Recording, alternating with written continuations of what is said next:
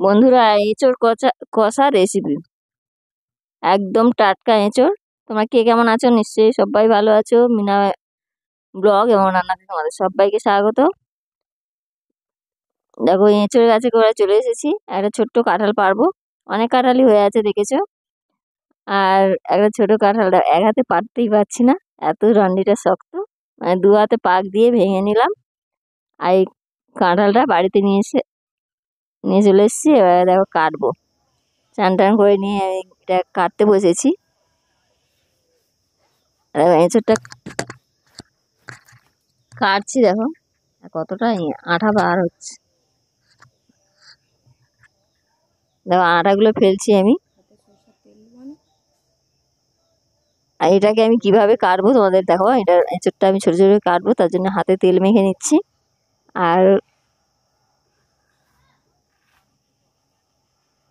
ছোট ছোট পিস করে আমি ভালো করে মোটা করে মানে পেছনে খোসাটা ছাড়িয়ে নেব, নিয়ে কেটে নেব। কিভাবে কেটে নেব তোমাদেরকে দেখাবো। আর এই এঁচোড়ের রেসিপি একবার এভাবে বানিয়ে খেয়ে কমেন্ট করতে ভুলো না বন্ধুরা। পাশে থেকো, সবাই নিশ্চয়ই ভালো আছো। আর ভিডিও কেমন লাগলো কমেন্ট করো। চ্যানেলে নতুন হলে সাবস্ক্রাইব করে নিও আর পাশে থেকো। ভিডিও আমি ঠিকমতো ছাড়তে পারছি না, মানে খুবই অসুবিধা। আর বাড়িতে প্রচুর কাজ, মাঠে ঘাটে এখন অনেক কাজ, তাই দেখো ভিডিওটা ঠিকমতো ছেড়ে উঠতে পারছি না, রোজ ছাড়া হচ্ছে না ভিডিও।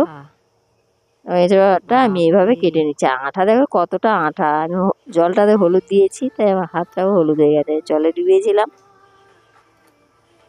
আর প্রচুর আঠা। এবার ছোট ছোট করে পুরো কাঁঠালটা আমি কেটে নেব। আর এই ছোটো কাঁঠালের কষা রেসিপি তোমাদের সাথে শেয়ার করলাম। আর তার জন্য কাঁঠালের সাথে আমি একটা আলু দেবো। আলুটাও ভালো করে ছাড়িয়ে কেটে নেব, দেখাবো তোমাদের কীভাবে কাটবো, মানে কত বড় সাইজ করব। এটা আমি আলুটাও কেটে নিলাম।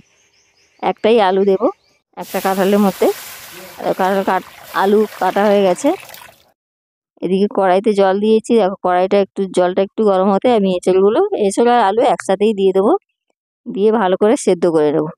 সামান্য দেবো এর মধ্যে লবণ আর হলুদ।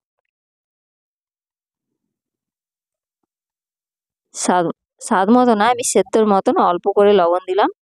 পরেও লবণ দেবো রান্নাতে। এটা আমি সেদ্ধ করে নেব।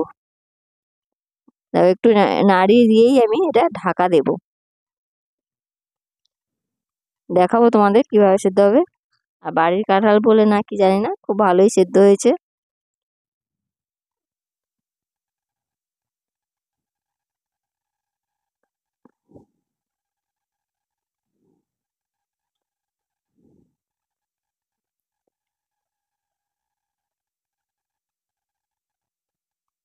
একদম সেদ্ধ হয়ে নরম হয়ে গেছে। কাঁঠালগুলো ঢেলে নেব।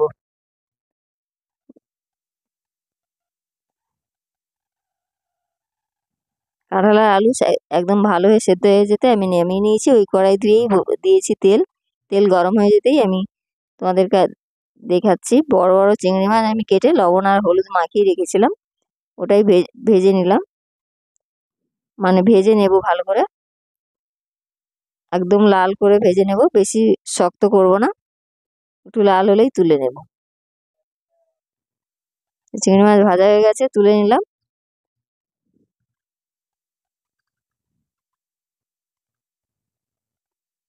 আর উনুনে রান্না করছি বুঝতেই পারছো, কড়াইটা এখন ঠিক আছে। একটু দেখো জ্বলে উঠেছে কড়াইটা।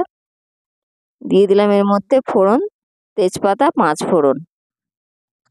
2টো তেজপাতা দিয়েছি আর 5 ফোড়ন দিয়েছি। একটু ভাজা হতেই আমি এর মধ্যে একটা বড় সাইজের পেঁয়াজ কেটে রেখেছি, ওটা দিয়ে দেবো।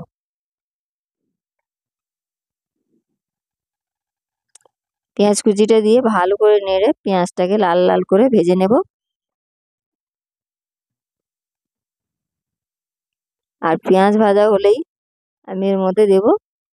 পেঁয়াজটা কেমন ভাজা হয়েছে, একদম লাল করে ভেজে নিয়েছি। দিলাম আদা রসুন বাটা 1 চামচ। দিয়ে দিলাম হলুদ গুঁড়ো আর পরিমাণ মতো ঝালের গুঁড়ো, লাল লঙ্কার গুঁড়ো। তোমরা যে যেমন ঝাল খাবে তেমন দেবে। ভালো করে মশলাগুলো কষিয়ে নিলাম। আর এই মশলা ভালোভাবে কষানো হলেই এর মধ্যে আমি দেব জিরে বাটা। আমি জিরে গুঁড়ো দিলাম না, আমি বেটে নিয়েছি গোটা জিরে। আর জিরে বাটাটা দিয়ে মশলাটা একটু নেড়ে নেব। নেড়ে নিয়ে একটু ভাজা হলেই আমি এর মধ্যে দেব সেদ্ধ করে রাখা আলু আর এঁচোড়। ভালো করে কষাবো একদম, এর গায়ে যে রসটা থাকবে রসটা ভালোভাবে যাতে শুকিয়ে যায়।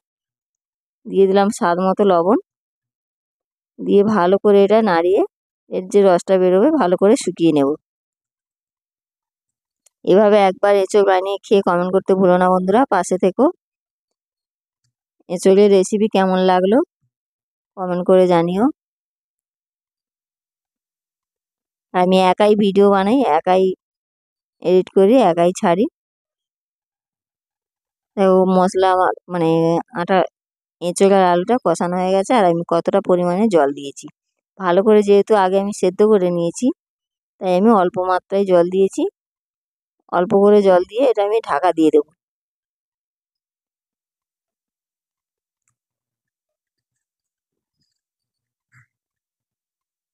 ভালো হয়ে এটা সেদ্ধ হয়ে যাবে। তারপর ঢাকা খুলে নিয়েছি, ভালো করে একটু নাড়িয়ে নিলাম। দেখবো একদম সেদ্ধ হয়ে গেছে ভালো হয়ে। দিয়ে দেবো ভেজে রাখা চিংড়ি মাছ। চিংড়ি মাছটা দিয়ে আবারও আমি একটু নাড়িয়ে নেব। দেখো কেমন কষানো কষানো হয়েছে, বেশি ঝোলও নেই। এটা আরও একটু মানে শুকনো শুকনো হয়ে যাবে। দিয়ে দিলাম এর মধ্যে জিরে আর গরম মশলা ভেজে আমি গুঁড়ো করে রেখেছিলাম। ওই মশলাটা দিয়েই এবার নাড়িয়ে চাড়িয়ে এবার নামিয়ে নেব।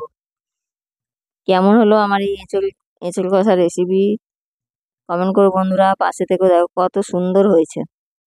একদম রেডি আমার এঁচোড় কষার তরকারি।